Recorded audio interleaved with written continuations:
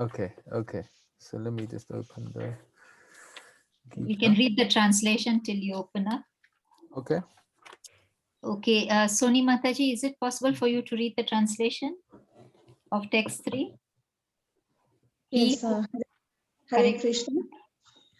The translation: He who knows me as the unborn, as the beginningless, as the supreme Lord of all the worlds, he only, undeluded among men, is freed from all sins. Hare Krishna. Thank you very much. Hare Krishna. Hare Krishna, I'd like to acknowledge the presence of Path Prabhuji. Prabhuji, Dandvat Pranam to you. Please Hare accept Krishna, our- Dandavat Pranam to everyone. Hare Krishna. Hare Krishna, Prabhuji. Hare Thank you, Krishna. Prabhuji. Nice to meet you again after a long break. No, thank you for inviting me. Very, very kind of you to invite me. Hare Krishna. Thank you. It's our pleasure you are here. Hare Krishna. Thank Prabhuji. you. Okay, so 10.3, maybe we'll just read the Sanskrit. I'll read the translation again. We'll do word for word, read the translation. Then it's quite a long purport, but it's a very nice purport. So we'll read through that and then try and discuss something. Is that okay? Yes, Prabhuji. Okay. Om Namo Bhagavate Vasudevaya. Bhagavate Om Namo Bhagavate Vasudevaya. Om Namo Bhagavate Vasudevaya. Om Namo Bhagavate Vasudevaya. Om Namo Bhagavate Vasudevaya. Okay. Yomam Ajam Anadim Cha Mamacham Anadim Veti Loka Maheshwaram Veti Loka Maheshwaram Ashambuddha Samartyeshu Sambuddha Samarteshu Sarva Papai Pramuchyate. Sarva Pape Muchyate. Okay, thank you very much. So we'll just do word for word. Ya, Ya, anyone who. Anyone who Mam, Mam me. me, Ajam, Ajam, unborn. unborn, Anadim, Anadim, without beginning. without beginning. Cha, Cha, also. also, Veti, Veti knows. knows, Loka, Loka, of the planets. of the planet. Mahaishwaram, Maheshwaram, the Supreme Master. the Supreme Master. Ashambuddha, Asamudra undeluded. undeluded, Saha, Saha he, He Martyeshu, Marteshu among those subject to death.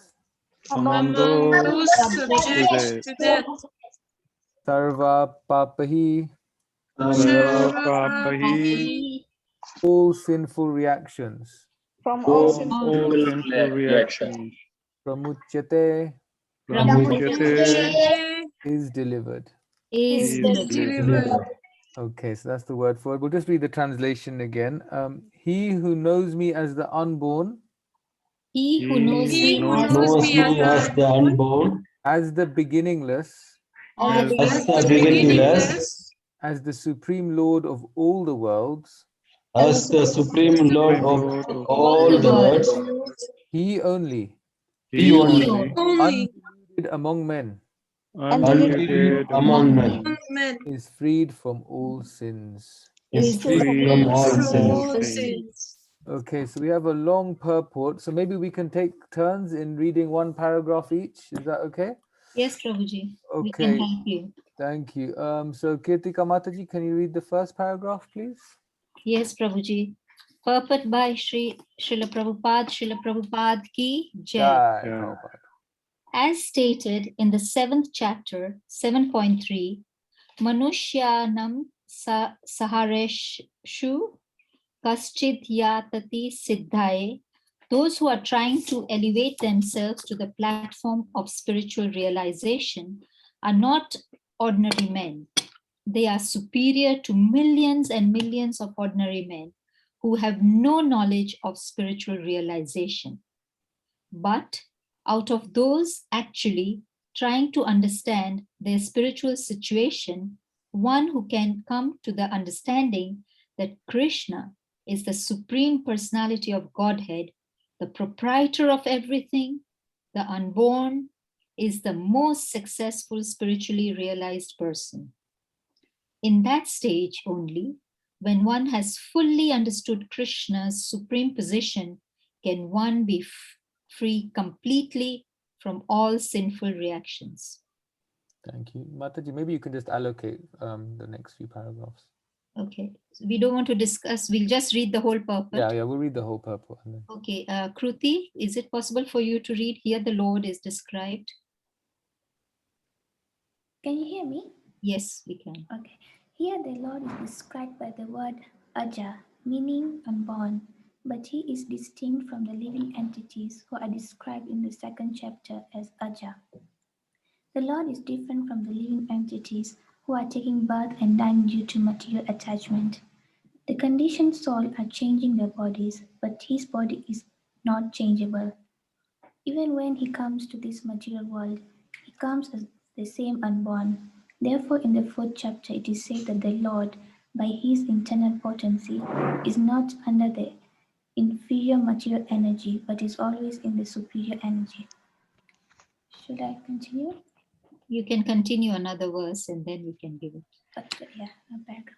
In this verse, the word Vetiloka Maheshwaram indicates that one should know that Lord Krishna is the supreme proprietor of the planetary systems of the universe. He was existing before the creation, and he is different from his creation. All the demigods were created within this material world, but as far as Krishna is concerned, it is said that he is not created. Therefore, Krishna is different even from the greatest demigods like Brahma and Shiva. And because he is the creator of Brahma, Shiva, and all the other demigods, he is superior person of all planets. Hare Krishna. Richa, is it possible for you to read? I thought we had Richa. Yeah, we have. Hare Krishna Mataji. Read the two paragraphs, please, the next two. And then Okay, Prahlad, thank you. Prahlad can continue after you. Okay, sure. Purport by Srila Prabhupada ki jai. Shri Krishna is therefore different from everything that is created, and anyone who knows him as such immediately becomes liberated from all sinful reactions. One must be liberated from all sinful activities to be in the knowledge of the Supreme Lord. Only by devotional service can he be known, and not by any other means, as stated in Bhagavad Gita. One should not try to understand Krishna as a human being. As stated previously, only a foolish person thinks him to be a human being. This is again expressed here in a different way. A man who is not foolish, who is intelligent enough to understand the constitutional position of the Godhead, is always free from all sinful reactions. Hare Krishna. Prahlad Prabhu, you can continue. Okay, Hare Krishna. If Krishna is known as the son of Devaki, then how can he be unborn? That is also explained in Srimad Bhagavatam, when he appeared before Devaki and Vasudeva. He was not born as an ordinary child.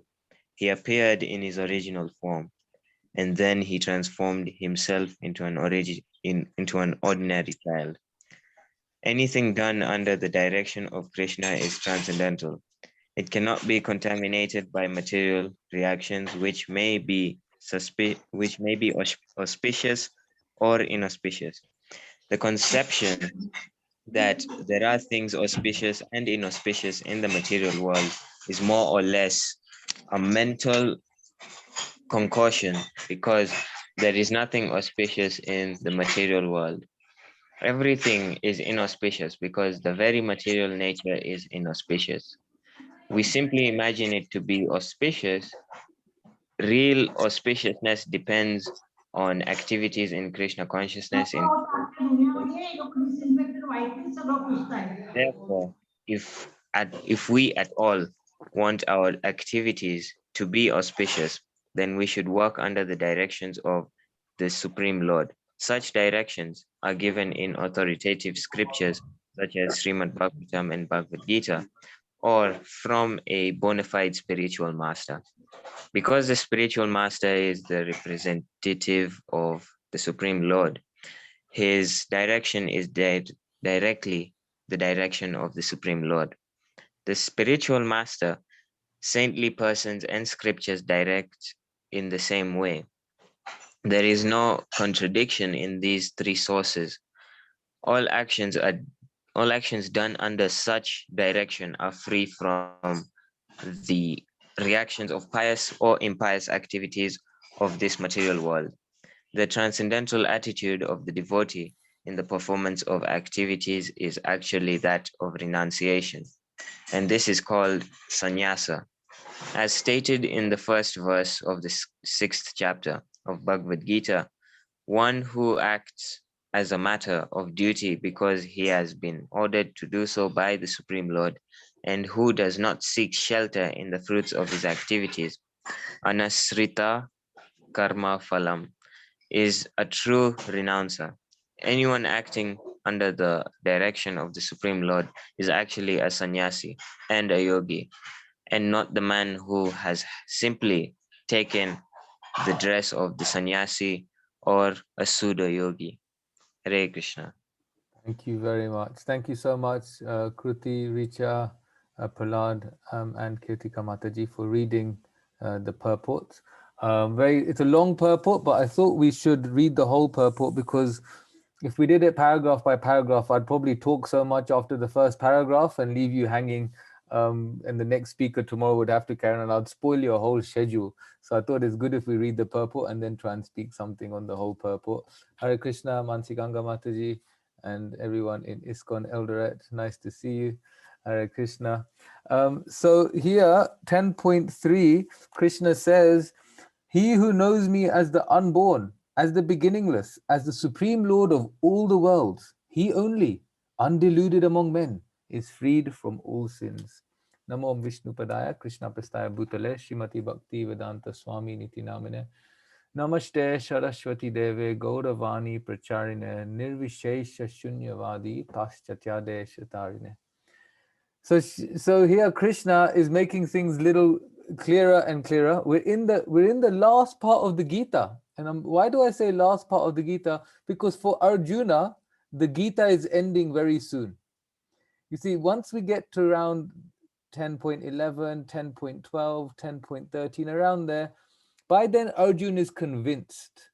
By then Arjuna is convinced of the message of the Gita. The rest of the Gita, rest of chapter 10 and the remaining 8 chapters is for us. It's because we need more. You know, we might not surrender at this stage. We need to navigate ourselves in the material world. So chapters 13 to 18 teach us how we can live in the material world. So Arjuna asks more questions for our benefit. So Krishna, he's telling Arjuna something very profound, that if you want to be free from all sins, then we need to know Krishna. And how do you know Krishna? Bhaktyamam abhijanati. Bhaktyamam abhijanati. Only through bhakti one can know me. So it's only through bhakti one can know Krishna. And it's only when you know Krishna that we can be free from sinful reactions, or freed from all sins. So not just sinful reactions, because the thing is, it's like you can go tomorrow and take a dip in the Ganga, then go to Vrindavan, take a dip in the Yamuna, and in one sense you're freed from all sins. But why is it that we still have sinful reactions? The reason is because we carry on doing sin afterwards. So it's not that we just want to be free from sinful reaction, we want to be free from the propensity to commit sin. The problem is we've still got this propensity, we've still got desires, we still got some sort of, we've got a big pulling from the material energy.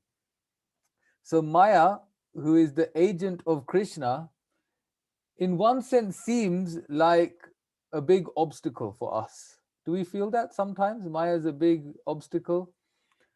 It's said for a devotee, Maya is not a stumbling block. Maya is a stepping stone to Krishna. So it depends on our perception of our consciousness, how we take the tests. The tests are going to keep coming. And what happens when you pass a test? Another test comes. When you finish standard, we do in standards in Kenya, isn't it? Standard 1, standard 2. When you finish standard 1, then you finish the test, you have summer holiday, you think life is great. Then you start again standard 2, and you're back to where you were again. Another test, a harder test. You pass that test, you think, oh, life is great, and then another test comes.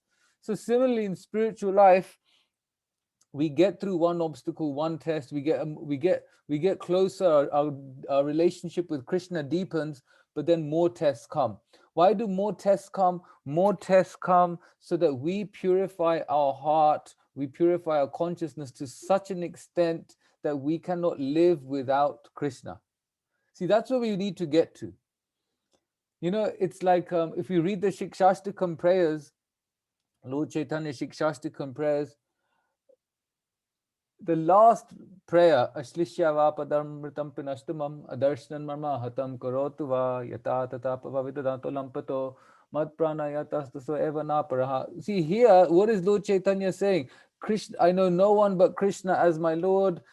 He shall remain so, even if he handles me roughly by his embrace or not being present before me. He is free to do anything and everything. For he is my worshipful Lord unconditionally. So we look at that verse and it seems like a very high level verse. You know, seems like a very high level verse. When I was reading that verse, I was thinking, wow, that is Krishna Prem. This is Prem. This is love for Krishna, anything and anything. But then we think, where am I? Where am I? And then I was thinking, well, maybe where I am is I really need to give up my desire. So I was thinking, the fourth verse, Nadanam Najanam Na Sundarim. Nadanam Najanam Na Sundarim. My dear Almighty Lord, I do not desire wealth. I do not desire beautiful women, nor do I desire any number of followers. Mama Janmani Janmanishware Bhavatat Bhakti Ahetuki Tvai. That life after life, just give me your devotional service. I was thinking maybe I need to be thinking about giving up these desires and just wanting Krishna. But then I'm thinking, am I there? Am I there? Am I at this stage where I'm really praying to Krishna that I don't desire beautiful women, I don't desire wealth, and I don't desire any followers? Do I really want devotional service life after life? I'm not there. Okay, let me go back a bit. And then we get to the first, then you think, okay, let me get to the first sloka of the Shikshashtakam. Cheto darpana marjanam mahadavagni nirvapanam shakerva chandrika vitanam vidya vadu jivanam. Oh, I need to clean my heart. I need to clean my heart. And if I clean my heart and purify my existence, how?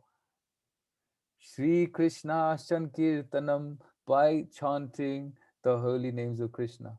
And then you think of the second verse, Nam Namakari Bahuda Nija Sharva Shakti Tatrarpita Nimitaha Shmanena Kalaha. The Krishna, Lord Chaitanya is saying that you have so many names like Krishna and Govinda.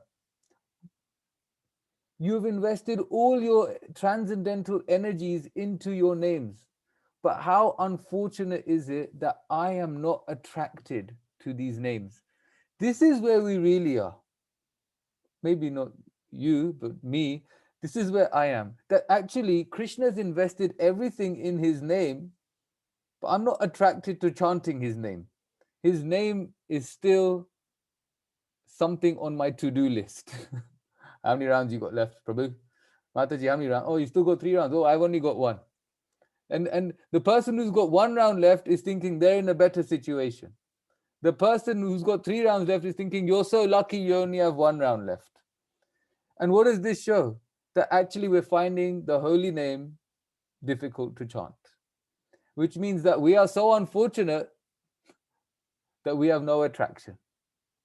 That we have no attraction for these holy names. So because we have no attraction, what we need to do is become attracted.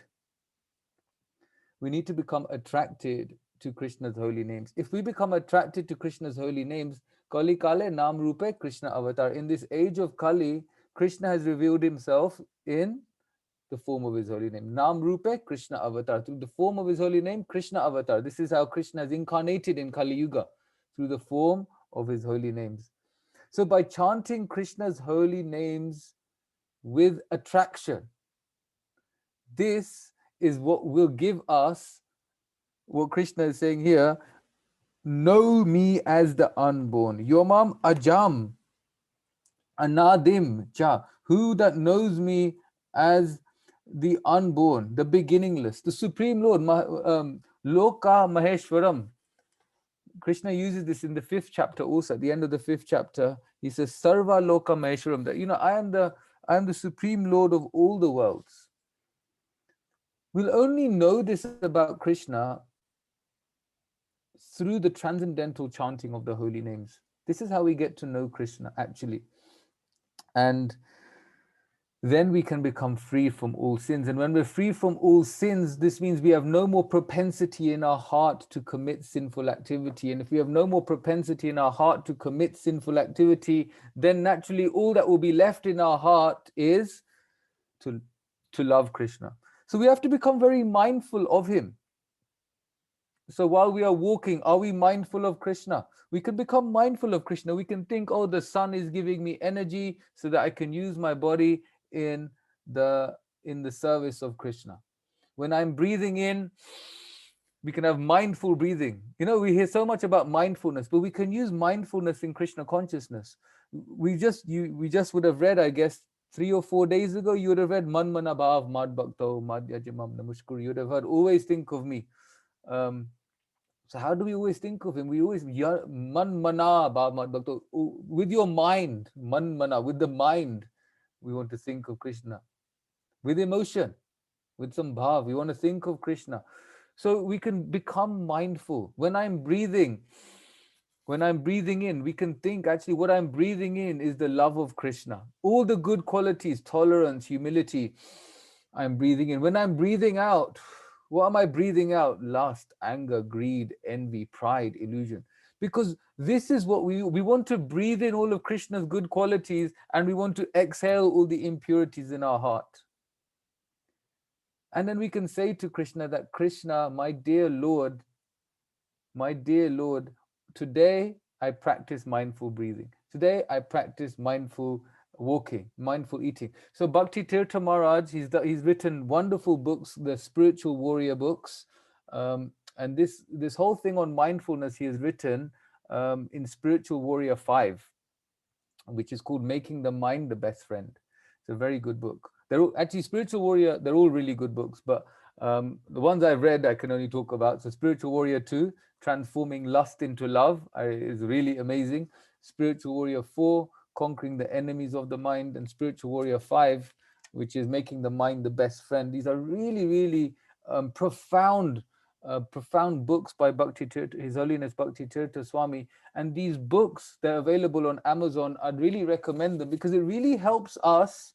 These books really help us navigate our spiritual life on a day-to-day basis. And what's amazing about these books is he's always quoting Srila Prabhupada's Gita, Srila Prabhupada's purports, and he's giving us an understanding of how to actually apply these teachings into our day-to-day lives, how we can think of Krishna. And this is what we want to do. So Krishna is saying here in 10.3, if we begin to know him, we can become free.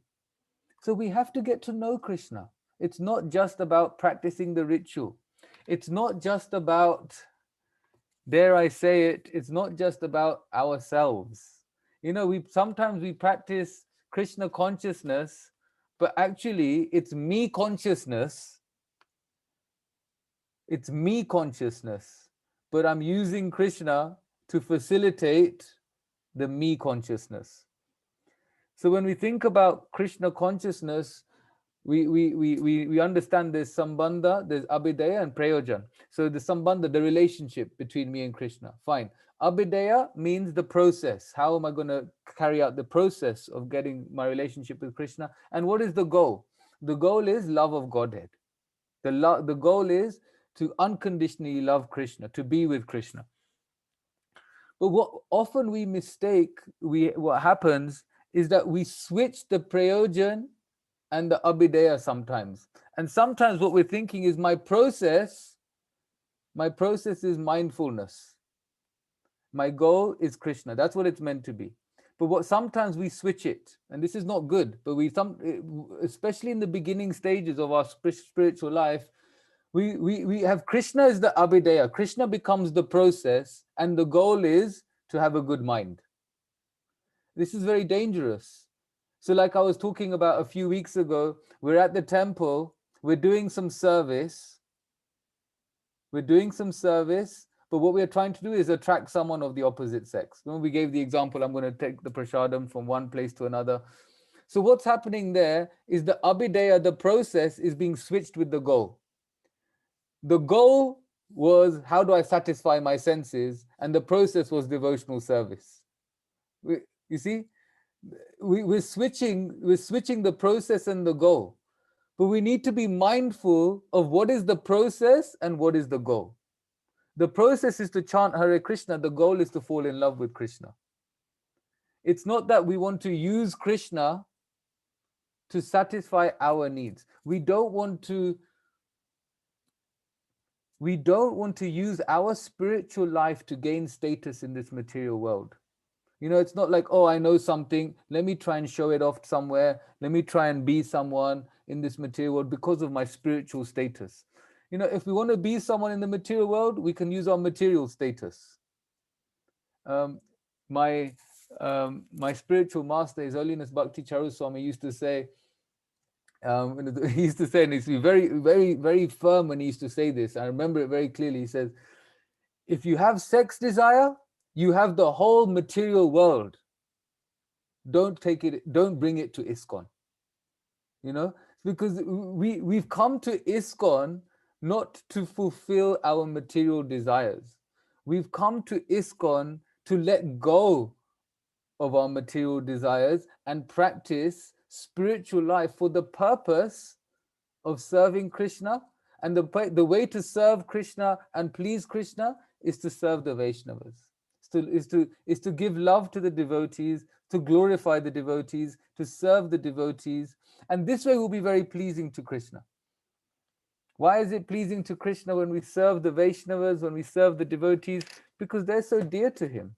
If someone is dear to Krishna and you please someone that's so dear to him, he is naturally going to become very pleased. Does Krishna need anything from us? No. Materially, what can we give Krishna?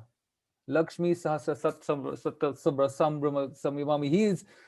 He has got hundreds and thousands of Lakshmi Devis serving him, goddesses of fortune. So we're praying to one Lakshmi Devi to give us some shillings. Give me more shillings. But millions of these Lakshmi Devis are serving Krishna. So what good can we really do for Krishna materially? But what does Krishna want? Krishna wants a relationship with us. That's what he wants. He wants a relationship with us. He doesn't need our offering on the altar. Krishna is not going to go hungry if you don't feed him. But Krishna wants our love. Krishna wants our love. And if we offer him something, like he says, if you patram pushpam phalam toyam yome bhakta prachati, that if you offer him something with love and devotion, he will accept it. Now, why would he accept it? Because he wants the relationship and he feels so good. So I can explain like this. Every morning, my daughters, Keshavi and Revati, so one is 7 years old, one is 4 years old. Every morning they have, my wife peels almonds, hopefully for their brains, badam. So she peels them and gives them. They have like 12 each, 10, 12 each every morning. Every morning, whether I'm leaving for work or whether I'm chanting, they will come and put one almond in my mouth. They'll put one almond in my mouth. Now, I don't want it at that time. I've either already had mine or I don't want it, or even I might be fasting that day or whatever it is, but they'll still come and put an almond in my mouth. Now, when they put that almond in my mouth, I don't need it, I don't want it, but I'm totally in love with what they've just done for me. Firstly, because they love what they have. They love their 10 or 12 almonds that they get. They love it. But the fact that they're willing to give one of those to me with love and feed me makes my heart melt. I just give them hugs and I kiss them, and they feel the reciprocation straight away. So this is the relationship that we have with Krishna, but it's got millions more love, much more love. So when we are offering something to Krishna, it's like that. It's insignificant in one sense. Like the almond, I'm eating half an almond sometimes that's going into my mouth. It's insignificant. It's not going to cure my hunger or anything. But the love and devotion that's portrayed, or that is not portrayed, that is being advanced to Krishna, that is what he's looking at. Just like I'm looking at, as a father, I'm getting very much, my heart is melting when my kids want to do something like that for me. I feel very good. I feel loved by them, and naturally I want to reciprocate. So we can only imagine what it's like with the devotee and Krishna. So this is how we can purify our hearts. This is how we can get to know Krishna, develop a relationship with Krishna, and fall in love with Krishna. So here when Prabhupada is saying in the purport, so many people try and understand their spiritual situation, but one who can come to the understanding that Krishna is the supreme personality of Godhead, the proprietor of everything, then he has understood Krishna's supreme position. He is free from all sinful reactions. So this is our situation. We want to develop a relationship with Krishna with the understanding, yes, he's the supreme Lord, but he wants a relationship. Krishna wants that relationship with us. If we think about what's happening in the Gita at this stage, in the first verse of chapter 10, we just quickly make sure we understand. So in the first verse, so we understand the flow of what's happening. I will come back to 10.2, but just so we get the flow. Krishna is basically saying to Arjuna, you're my dear friend, I'm going to give you more knowledge. So Krishna says to you, look, in 10.1, I'm going to give you superior knowledge. In 10.2, Krishna is saying, by the way, the demigods, great sages, they don't know it that well. They know it, but they don't know it fully. They don't know it fully. However, in 10.3, he's saying, look, if you get to know me as beginningless, if you get to know me as unborn, the supreme Lord of all the worlds, then you'll be undeluded.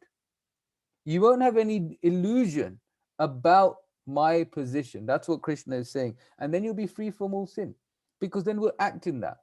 We'll act in that relationship that Krishna is the supreme Lord. And who are we? We're his devotees.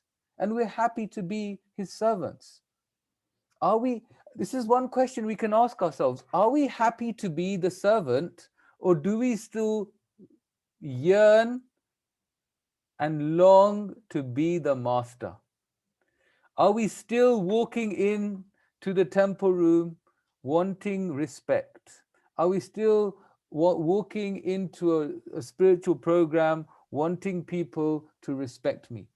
Have we got to this point that actually I'm just practicing Krishna consciousness, but no one is respecting me? If we're feeling that no one is respecting me, if we're feeling that no one is giving me attention, maybe we came to spiritual life for the wrong reasons. But that doesn't mean we have to stop. Why? Because Krishna says, who comes to him? The distressed, those who are looking for wealth, those who are inquisitive, and those who are in knowledge. So even if we did come to Krishna for the wrong reason, maybe we did come to Krishna because we were distressed. Maybe we did come to Krishna because we want wealth. Now, wealth could be gross wealth. It could be subtle wealth, like wanting attention and distinction and recognition and fame. Maybe we came to Krishna just because we're inquisitive. Oh, these spiritual people, they wear funny clothes and funny markings on their head. What do? What are they up to? Even if we came to Krishna with these reasons, as long as when we're practicing, after some time we realize that, yes, this brought me to Krishna, but this won't keep me with Krishna. Now, what's the difference? Think about a baby. When a baby is born and the baby first starts to crawl, what happens is the parents get very excited. Oh, the baby can crawl. And then a few months later, the baby learns how to walk. And when the baby learns how to walk, We're all excited. Yay, you can walk. And then 1 year later, the baby starts to say words, ba, ba, ba, ba, ba, ba, na, na, na, starts talking like that. And we get excited. When the baby is 6 or 7 years old, are we still excited that the baby can crawl, the baby can talk, the baby can walk? No, because we're expecting these things. So similarly, when we come to Krishna consciousness, we make some advancement. We start chanting. We generally get some recognition because when we first come to Krishna consciousness, what happens? All our credits from our previous lives, they go on accelerate. They go on fast forward. So what happens at the beginning? We get a big initial boost of Krishna consciousness because all our previous lives' spiritual credits are all coming. They're accelerating. And then after some time, maybe a few months, a year, 2 years, we have to start working hard again. Does anyone feel that? Yeah, at the beginning, there was so much enthusiasm, so much excitement. And then after some time, it's like, oh my God, this is hard work. This is hard work. Because we've reached that, after some time, what's happened, it's like, okay, I've got to work on my lust, my anger, my greed, my envy, my pride, my desires, all these things. Now we have to work because everything is now accelerated already. So if we see it like this, we can see that, okay, why Hare Krishna, Govinda Prem Prabhu, Hare Krishna, Mansi Ganga Mataji. So if we when you start feeling like a worm, this is the time I start feeling like a little worm. So when we come to Krishna consciousness, yeah, that's what I was saying. When we come to Krishna consciousness, that feeling of acceleration happens, and then the hard work has to be there. The really hard work it's hard work. So when that hard work carries on, we're kind of expected. Krishna's expecting us to take next steps. Just like a parent expects the child to take the next steps. The parent expects the child, okay, now you can walk, now you can talk, now can you write? Now can you write? When the child now can you do some addition? Can you do some subtraction? Can you do multiplication? The parents start expecting more from the child once the child has been there some time. So similarly, when we have been in the association of devotees for some time, then what happens is we need to do more. And doing more does not necessarily mean externally we need to be doing more service so that we are recognized more. It means that internally we are trying to purify our hearts. See, the services will come. Krishna will send all the services that we want when our heart is pure enough to have them. So we may be looking at someone else at the temple thinking, that devotee is so lucky, they get to do this service. I wish I was doing that service. That, if the desire is there and we concentrate on purifying our hearts, Krishna will send. He might send that service, he might send another service for you, but he will send a service that's for you. That's his gift to us. The service we get for Krishna is the gift that Krishna is giving us. And he gives that gift through the devotees. The devotees give the gift. The devotees are Krishna's ambassadors. Just like if you want to go to another country, you have to go to the embassy. When you go to the embassy, they stamp your passport and then you can go to the other country. So similarly, you want to go to Krishna, the devotees are like the ambassadors. They're stamping your passport back to Goloka Vrindavan. They're saying, okay, Kirtika Mataji, you are taking charge of the Zoom Sanghas for ISKCON Ltd. One stamp has come. Prahlad, you are going to be closing the session. This is your service. We have our different service, and Krishna sends. And when we do the service sincerely, what happens? The devotees become pleased. Krishna therefore becomes pleased, and therefore more service will keep coming. So the services are Krishna's reciprocation to our sincerity. There is no benefit in thinking, why did this person get the service and I did not get the service? Because Krishna sent the service. And that means what's happening is we are doubting Krishna. We're doubting Krishna. Krishna says, everything rests on me. Mata parataram nanyat kinchid dasti dhananjaya. So kinchid dasti dhananjaya, that everything rests on me. Just like pearls are resting on a necklace. So you see pearls, they rest on a necklace. When pearls rest on a necklace, we might not see the necklace, we might not see the thread, but without the thread, there cannot be a necklace. So similarly, everything is happening in this world, but it's happening in this world because everything rests on Krishna. And if we can see that everything is coming from Krishna, if everything is coming from Krishna, then we can be grateful that Krishna has said to Arjuna that he is Suridam Sarvabhutanam. He is the well-wisher of all living entities. He's everyone's best friend. So if he is the well-wisher of all living entities, if he is our best friend, if he only is giving us what is good for us, we can be grateful that Krishna is giving us the material facilities for our service and the purification for our growth. These are the two things he's giving us. He's giving us facilities for our service, and he's giving us purification for our internal growth. And everything that comes to us is coming from Krishna. It could come via many different agents, but it's coming from Krishna because he says, Mata Parataram Nanyat Kinchidasti Dhananjaya. Everything rests on me. So it's all coming from the Supreme Lord Krishna. If we understand everything is coming from Krishna, we can have this attitude of gratitude.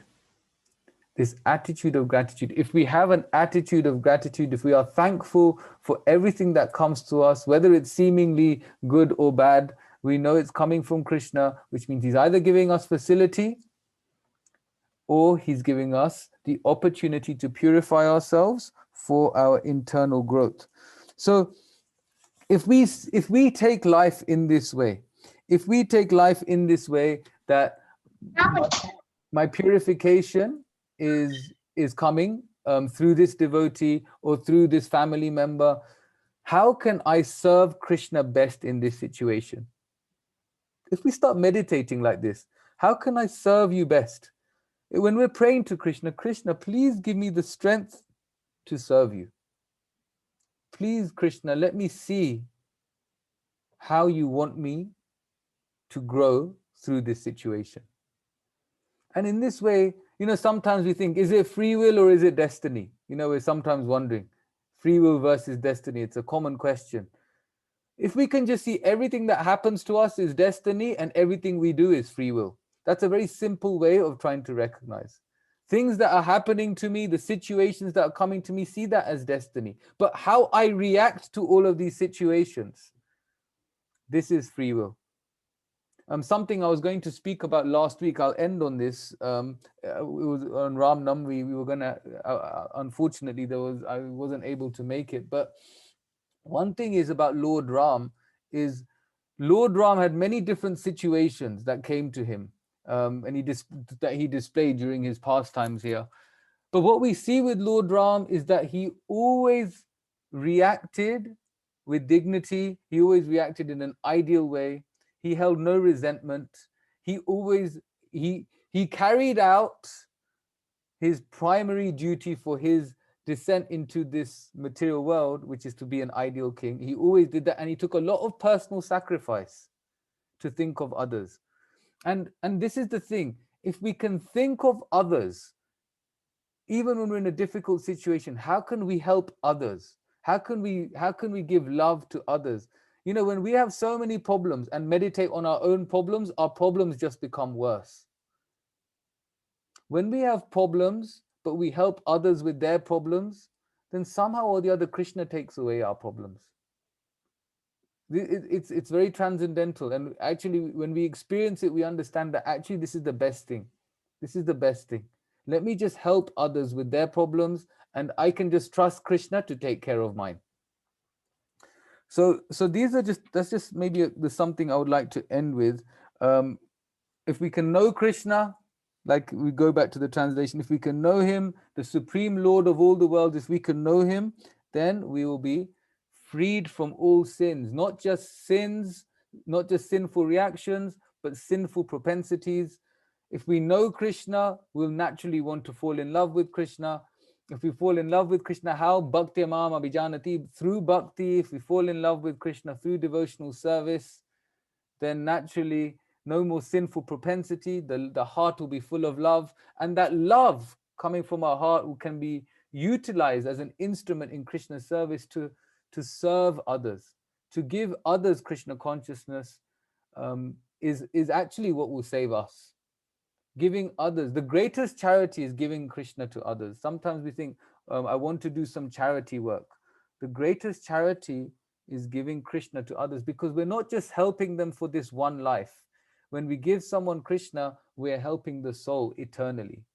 So this is we could maybe end on this, and if there's any questions or comments or corrections, please feel free to say something. Or additions, Mansiganga Mataji, if you'd like to add anything, please. No, not addition. I'd like to acknowledge this Harsh and Dash. She's Sonal Shah, all the from Mumbai. She attends this program. Can you believe? Wow.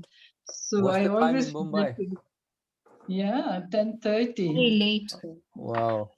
The Kalpana said, really, she's an anesthetist and a very, very busy person at the Aga Khan and other hospital, and she has taken time to be with us.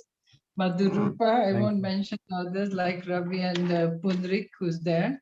But I would like to request, seriously, you'll think I'm joking if I tell you that the way you explain Abhidheya and Prayojana and how we mix the two issues, first time, and it was so wonderfully explained. But however, can you give one more example on that? You did it very well, that how we, confuse the situation between Abhidheya and Prayojana. Well, give an example, but one more, something more simple and something we can all understand more perfectly. Yeah, so so like the Abhidheya, the chanting of the holy name, in one sense, when we chant the holy name, when we chant the holy name, it's the means and the end. So we're chanting and the goal is to love Krishna. But sometimes what happens is we chant the holy name, but the goal doesn't become Krishna. The goal is just I want to purify my mind, and by purifying my mind, I can do better in the material world. So we're using Krishna. The thing we were trying to emphasize is we use Krishna to benefit materially, but actually we should be using our material propensities to please Krishna. So if we are good at accounting, we should use our accounting skills to serve Krishna. Not that we're trying to get Krishna to help me become a better accountant. These are the things we need to, it's that shift in consciousness. And when we come to Krishna consciousness at the beginning, it's generally that we find something, but our desires are still very much on the material platform.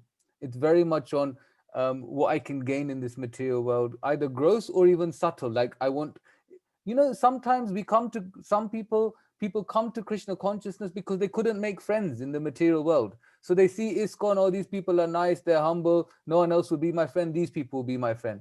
So then we use the process of Krishna consciousness, but why? The goal, the prayojan wasn't to love Krishna, the goal was to have some friends, but actually it should be the other way around. The process of association with devotees should be to love Krishna. But we're using Krishna and the association to enhance our material life. So this is it's that shift in consciousness that we want. If we can get that right, that everything is for Krishna's pleasure, and then we might think, but what about me? What about me? If I think of Krishna, what about me? Just we can have faith in what he says here in this verse. He who knows me as the unborn, the beginningless, the supreme Lord of all the worlds, he only undeluded is freed from all sins. Krishna is saying, if we just think of him, he'll take care of us. So we think of him and he'll take care of us. I hope that was okay, Mantiganga Mataji. Perfect. Yeah, as much as you said, that we have our own personal problems, but if we focus on others' problems and especially try to give them Krishna consciousness, where's your problem then? Yeah. Krishna takes care of it anyway, Once, actually just a few months back, I had such a big argument with my wife, such a big argument. I was such a, and it happens, husband, wife, they have arguments. It's very normal, right? But then that day, my friend, he messaged me and he said, he said, she wants to divorce me. That was just a very simple line. She wants to divorce me. He's married. So then, I just thought to myself, my initial reaction was, I can't deal with him. I've got my own stuff going on. But then I thought, actually, and it wasn't done from the place of love or heart, but it was done with just the knowledge that if you help others, it's good for you. So I went out of the house and I called him. I didn't tell him anything about what happened to me, but I spent 1.5 hours, went for a long walk, and I just heard him, spoke with him, and tried to help him with his problem. And I came back and I just felt like none of my problems mattered anymore. And it literally, I just didn't care. But the whole day I was stressing out about my own issues. And you can just see actually that this is Krishna just takes care of your problems when you try and take care of others' problems to get closer to him. So it's very transcendental. If we help others get close to Krishna, we become very dear to Krishna. And when we become very dear to Krishna, then he will look after us. Absolutely. You spent your whole life doing that, Mataji, so you know. No, I mean, science is science. There's no who spent what, it's just science. Hare Krishna, Prabhuji. I liked what you said, that are we there? Are we ready? Are we ready to give up our own wealth in whatever subtle form, recognition, pride, etc. So at least I know I'm not there, because join the club. So how do we reach there? Is chanting going to help us, or more chanting?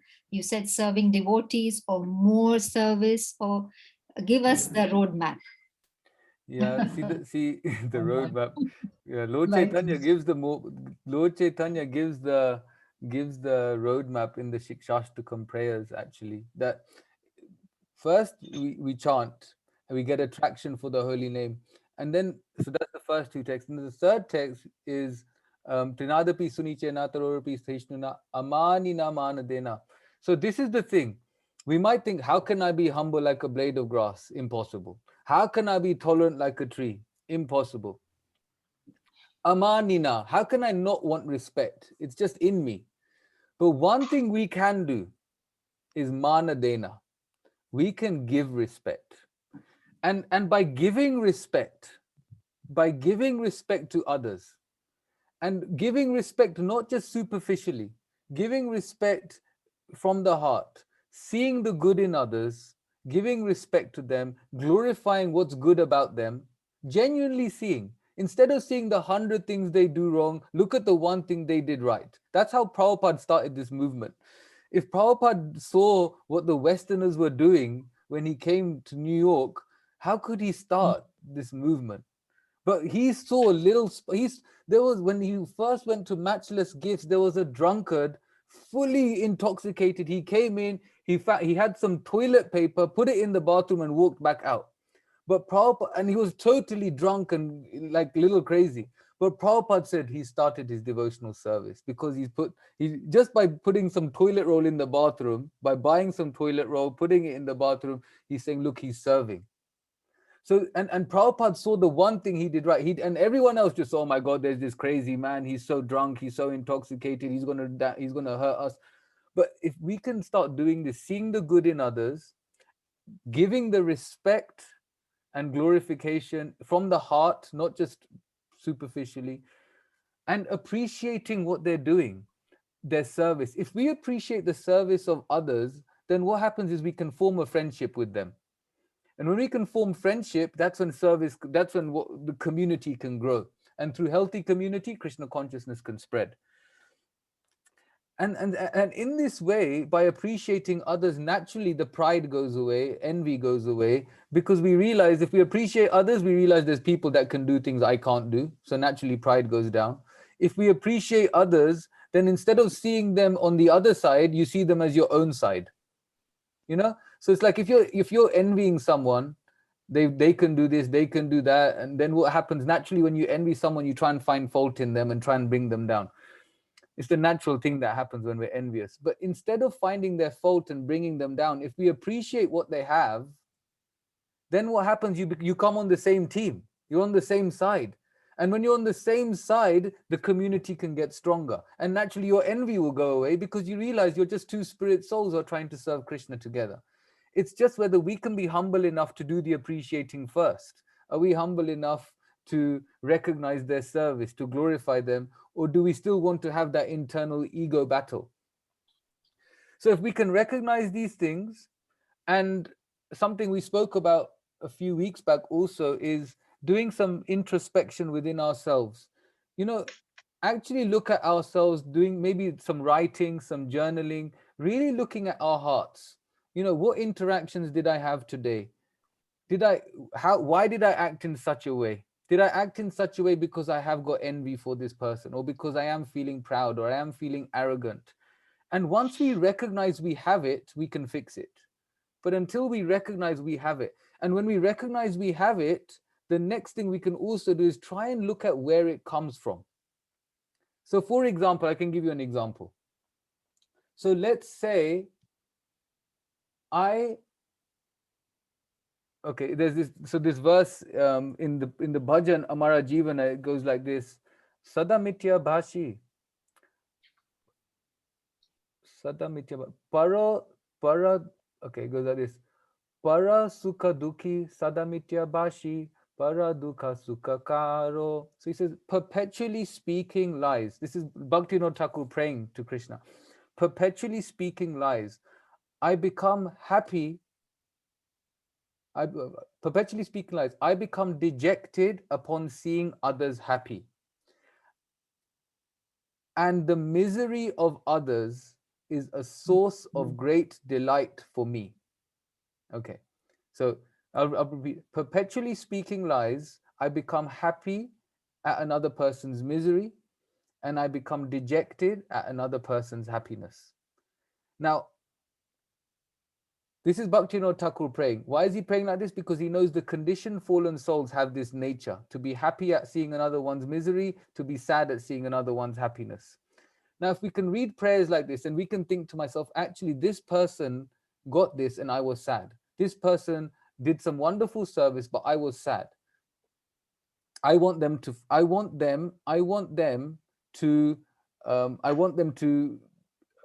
fall from their service, to fall down from their position. I want ISKCON to exploit them. I want them to be caught for their troubles. I want the community to know what they're like. We sometimes get this vengeful nature within ourselves. Then we can really think, okay, where does this come from? We can think, actually, maybe when I was a child, and if we write, these things can come alive for us. When I was a child, my parents always used to glorify my friends and compare me to my friends. And because when I was a child, my parents compared me to my friends, and I felt that they were not loving me, I wanted my friends to fall down from their position. And because I wanted my friends to fall down from their position, I would then feel that my parents would then glorify me. So this is a childhood thing. It could be a childhood thing. But then we get into adult life, we come to ISKCON, and we still haven't, nothing's happened. We haven't worked on it, so it's still there. So we come to ISKCON, and what happens is other devotees are being glorified, and the child within us wants them to come down because we're thinking if they come down, we'll go up. But spiritual life doesn't work like that. Spiritual life is you let them go higher, you'll also go higher. You could even go even higher if you let them fly. If you drag them down, you're going to be dragged down more. If you let them fly, you'll fly more. But it's the problem is we bring our inner child, we bring our anarthas, our conditionings into adult life and into our spiritual life. But we'll only know these things if we self-reflect. And if we self-reflect, we observe ourselves, then we can say to Krishna, Krishna, this is what's happened. I am like this. I am para sukha dukhi. I am para dukkha sukhi. I want to see happiness. I want to see misery in others, and I want only happiness for myself. But Krishna, I don't want to be like this. Krishna, I think it comes from this place. Krishna, only you can help me. In another prayer, Bhaktivinoda Thakur prays in this prayer, Ki Jane Ki Bale, he says, Bharasha Amara e Matra Nata, that my only hope, O Lord, is Tumi to Karunamoy. My only hope, O Lord, is that you are full of compassion and mercy. You know, only you can help me. But we can take everything to Krishna and then leave it to Krishna to help us. So we have to do a lot of the hard work. So when we were talking earlier, at the beginning, it's full acceleration. But when the breaks come, this is when the hard inner work has to be done. But when we do that hard inner work, Krishna reciprocates. And he reciprocates because we feel a little bit more taste. You know, we prayed Bhaktivinoda Thakur again. He says, Nama Ruchi Diya. Krishna will give us some taste for the holy name. You know, Shami Aparada, he will forgive us for our offenses. But the hard work has to always be there for this purification. I hope that makes sense. Sorry, it was a long answer. No, thank you very much. We can see the great road in front of us now. So you have charted the way. Thank you very much. So the first question is from Richa and then from Kruti.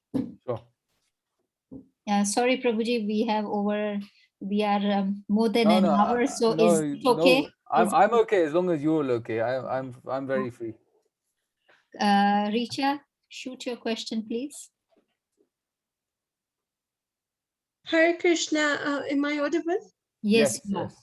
Thank you so much, Prabhu. Dhanwad Pranam to you. I really liked how you explained me. When I read this purport, I got confused here.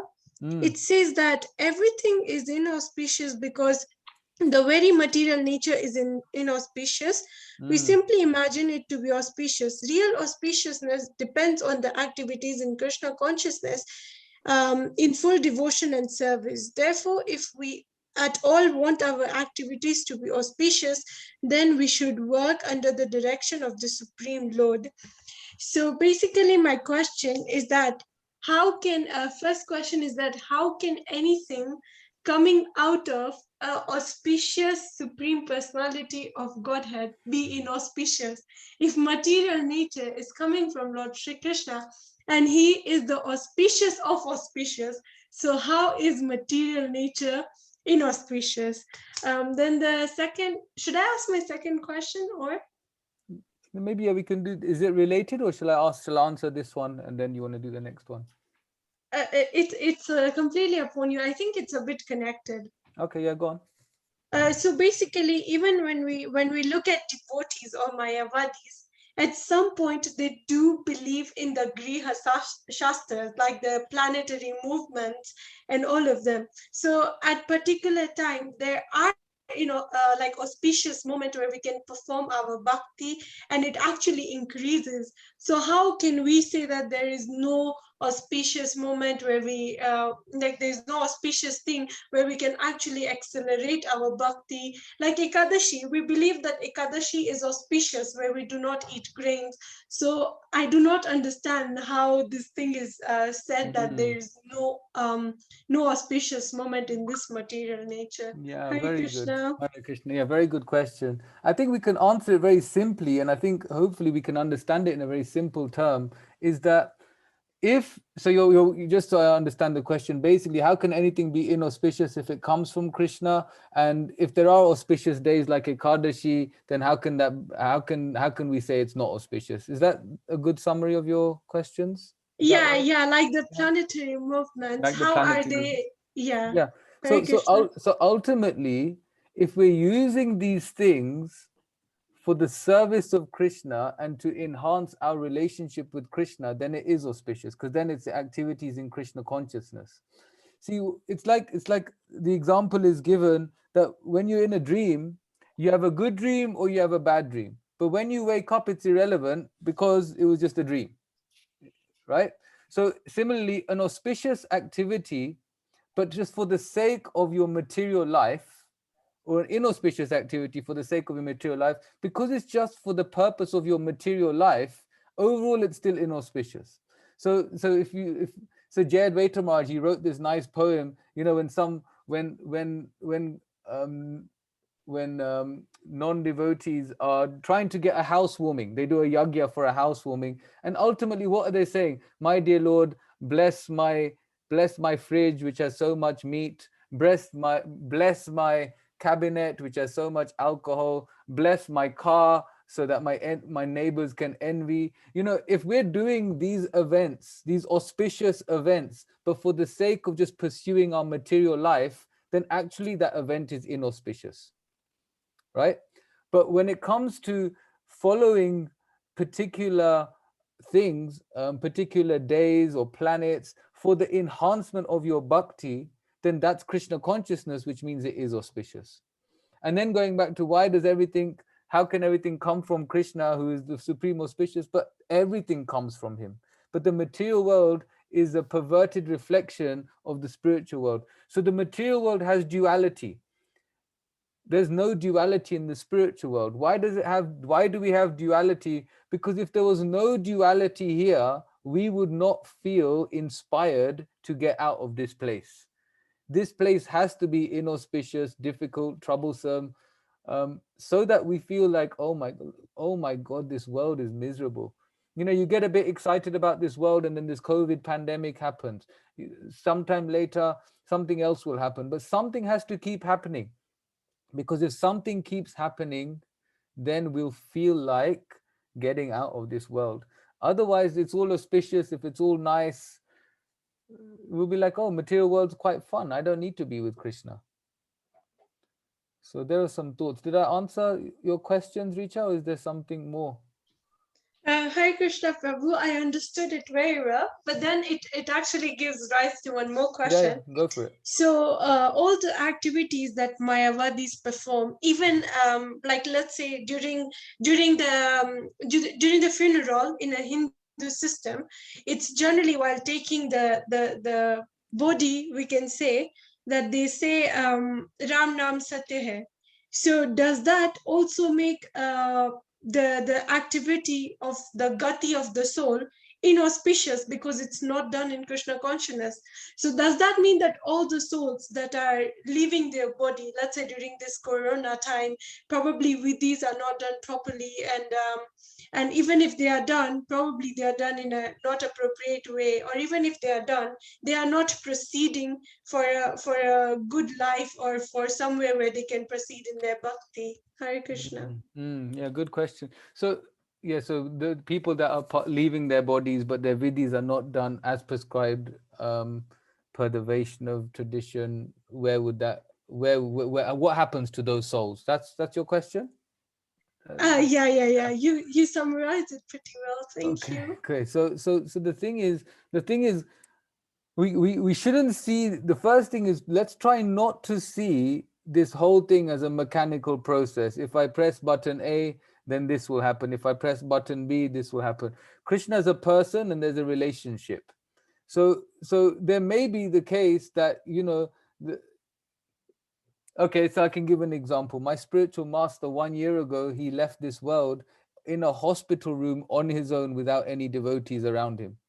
And we hear that the best way to leave your body is leave your body with the Vaishnavas around you chanting Hare Krishna, right?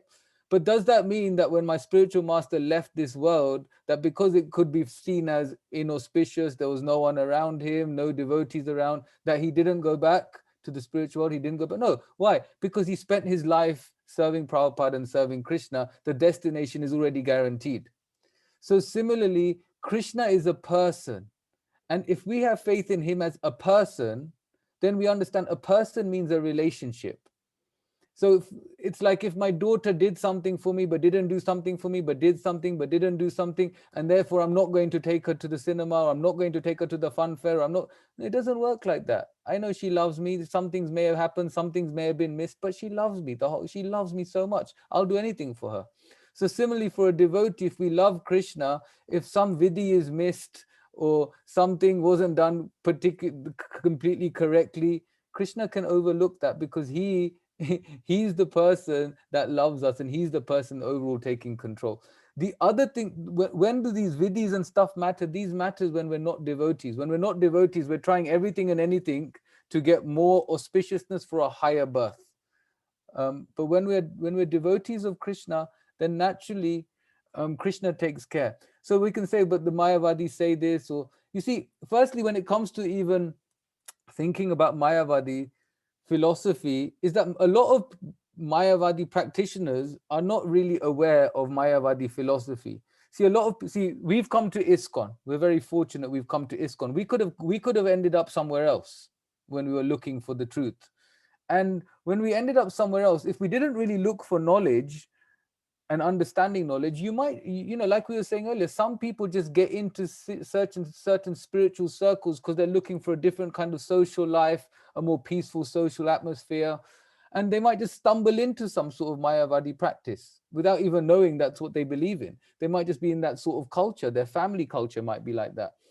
So the thing is that it's not black and white in terms of you do this vidhi, this will happen. You don't do this vidhi, this won't happen. Main thing is we practice Krishna consciousness and we try and give Krishna consciousness. If we know someone has left their body, we can try pray for them, get it, if they've already left their body, we can try get them some garland from the temple, get some tulsi, get some Ganga Jal or Yamuna Jal, and try and help them advance in their next body. We can just see it as what can we do for that soul to get closer to Krishna. All the other things are happening because some family customs may be there.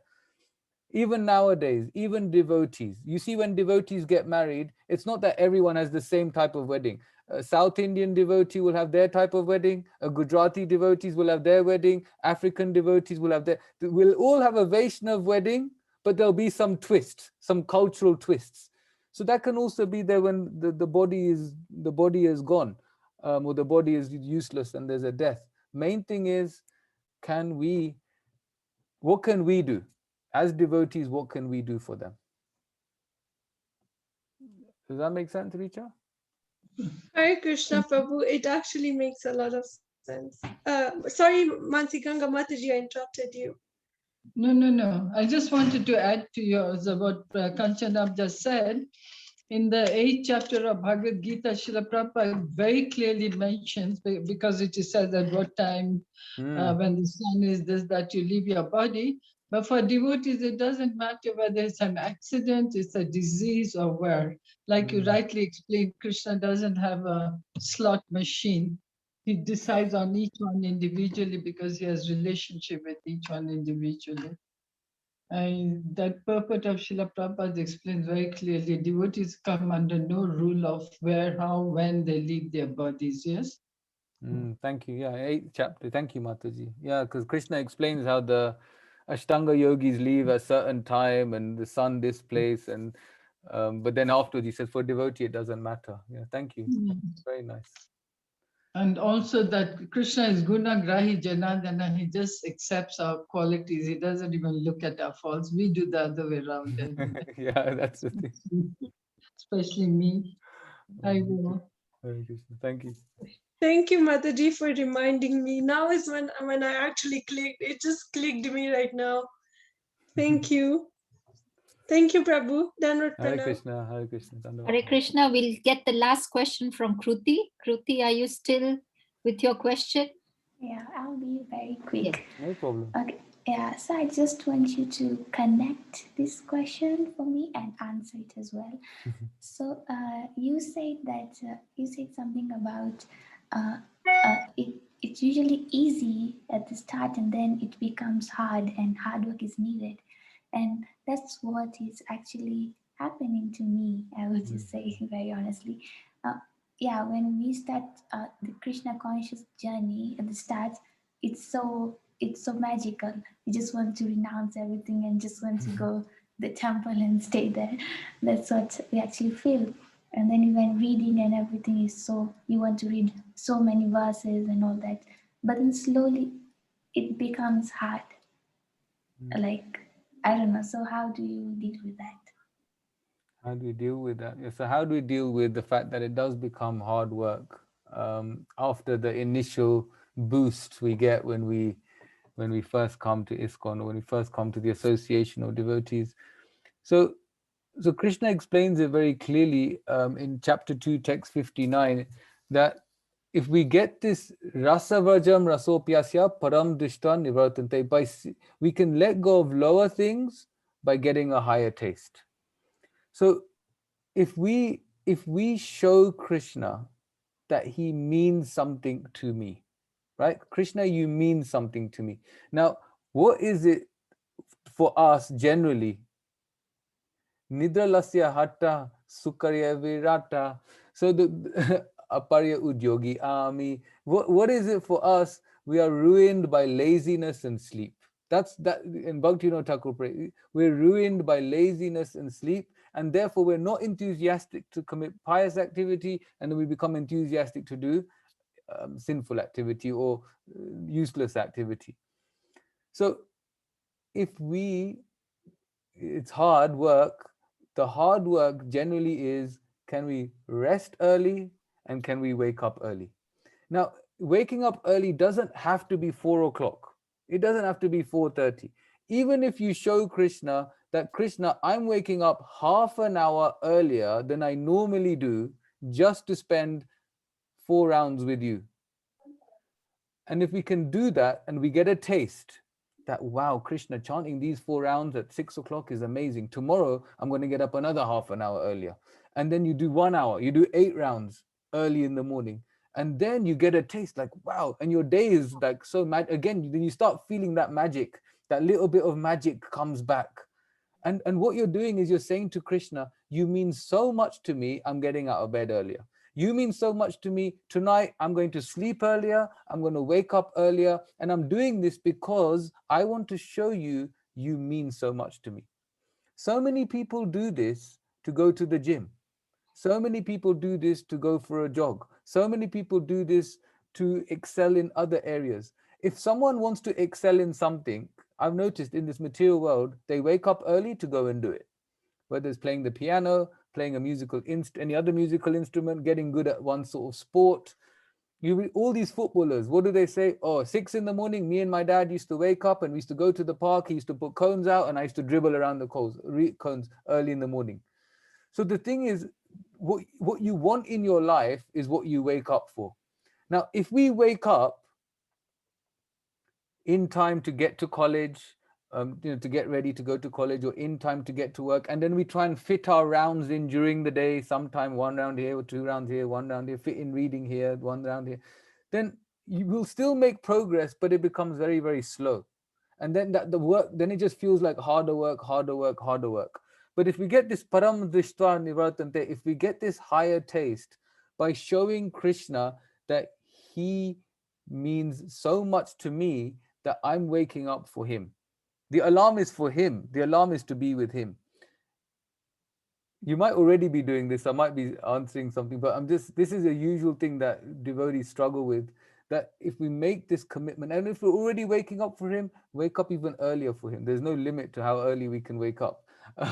Because even if you wake up at 3, you wake up at 4, it's all good, because after chanting your 16 rounds, you could read before. And whatever you do in those early hours, it stays so potently. Like today, so generally I try and chant some prayers. And today I thought, okay, in the morning, look, I'm running a little late. Let me just chant and I'll do the prayers later. I was doing the prayers later, but it felt so much harder, because once the morning, afternoon kicks in, the mode of passion is there, restlessness, frustration creeps in. We're fighting against the material energy a lot more. But early morning, it's mode of goodness. It's primed for spiritual activity. So we get the taste. The hard work, if we just make the hard work about waking up, then it's not so much hard work. If we can't wake up, then it's hard work the whole day. And we get very little taste. So it just gets then it can feel like a bit of a drag and a bit of a chore. Hope that makes sense. Yes, that was very helpful. Thank you. Hare Hare Krishna. Krishna. Hare Krishna. Hare Krishna. I think we've exhausted our time because Prabhuji, we have to let him go. Otherwise, we'll just be sitting here and talking the whole night.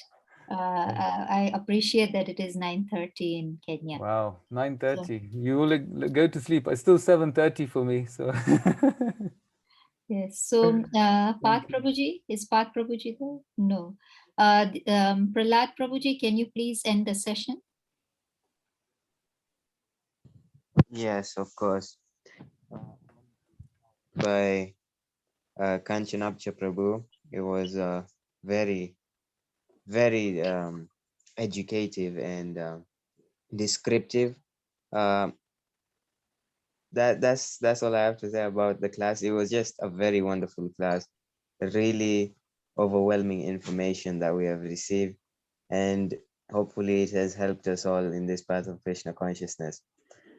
So on behalf of the entire ISKCON Eldoret, we would like to thank you, Prabhu, for this class.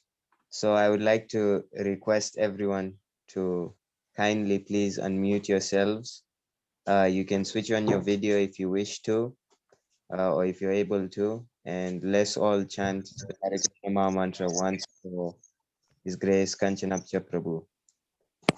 Hare Krishna, Hare Hare Krishna, Krishna, Krishna Krishna Krishna, Hare Hare, Hare Hare Rama, Hare Rama, Hare Rama, Rama Rama Rama, Hare Hare.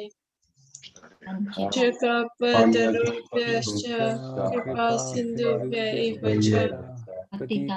Titanam pavanebhyo Vaishnavebhyo Yo Namo Namaha. Srila Namo Prabhupada, Prabhupada ki jai. Jai. Kanchanabja Kanchanabja Prabhu ki jai. Jai. Gaur Srila Bhakta ki Prabhupada jai. ki Jai. Jai. Thank you, everybody. Take care. Hare Krishna. Hare Krishna. Hare Krishna. Stay safe, everybody. Hare Krishna. Hare Krishna.